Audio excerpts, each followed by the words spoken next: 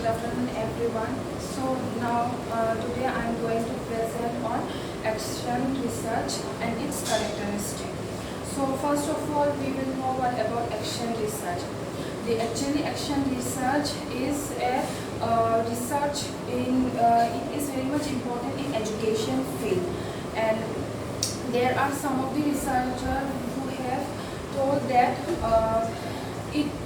action research is very much important in a research field which is done by the means practitioners or teachers in classroom, or like researching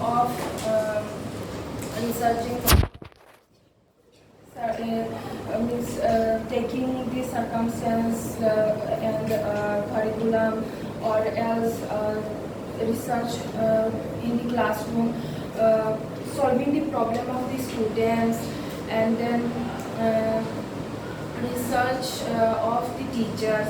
So all these things comes in action research process. So there are some characteristics which I would love to say is actually it is suppose, like for example, if I take we are MA students, and some we are MA students, so we do research, and there is some PhD students that do research. What they do in this research, they use new theories and principles. But in action research, what happens? New theories are not conducted and principles are not conducted. It is contextual. It is contextual, and first one is new theories and principles are not conducted in action research. And second one is it is contextual. It is contextual. It is contextual means like suppose a particular school, and a teacher will try to solve the problem of that particular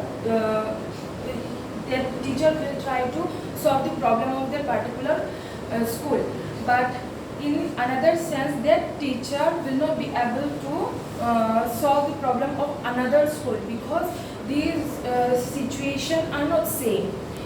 It's not the school, class. Class. And third number is the investigator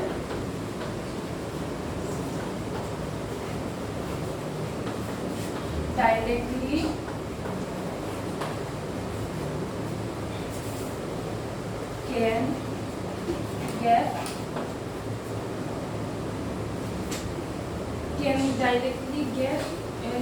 can solve. As in the action research, we can see that the investigator directly can solve the problem. And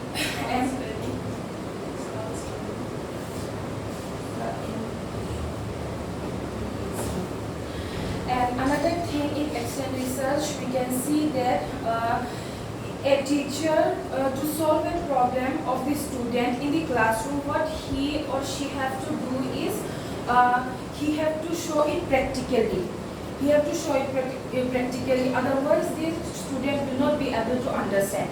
It is not theoretical. So what the teacher will do is he will solve the problem in a practical way. For that he will need some finance. He have to provide so many things on that. So in this process, in this way, he will try to identify and solve the problem of the student. And lastly, another one is qualitative and quantitative. The teacher will try to find out it in a qualitative, and means in action research, the research will conduct as qualitative and quantitative also. Qualitative, the research should be in a good quality and quantitative in a sense how many research should be done in that means according to the problem to solve the problem. So in that way the teacher will count it in number or how he or she will do. And there are some steps of this action research. That is, first one is identifying. Show them. Show it. First one, can you see properly? Yeah, go on. So first one is identification of a problem. What the teacher will do is he will identify the problem of the student. Suppose students are failing in a subject of science, particular subject science. So what he did is he will find the problem first. Not findings. He will identify which subject. So in this way he will identify and redefine the problem. And secondly, defining, analyzing and explaining the problem. After identifying that problem, he will try to explain the problem properly to them, and he will collect appropriate data to make them understand properly to solve the problem. And then third one is listing and stating the probable cause, analyzing data. Suppose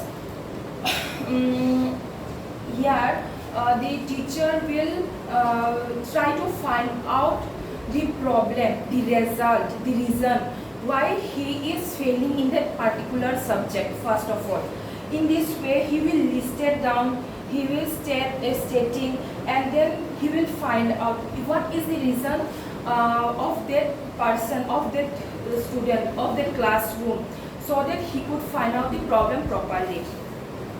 Formulation of hypothesis. Formulation of hypothesis is assumption, we can say that, and this assumption always depend on hypothesis properly. And the thing is, suppose like I can say that for example we can take that Your hypothesis go with object. Okay, suppose like if a student cannot understand anything, he will show it practically, right?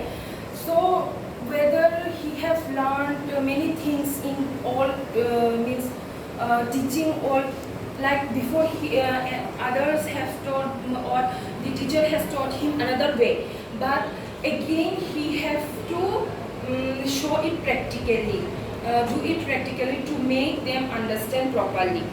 So this is formulation of hypothesis. And then next is planning, development, implementation and evaluation of action research. Take action based on result of data. In this, what happens, the teacher will find out the data, or he will collect the data. Many of the techniques he is going to use regarding this research.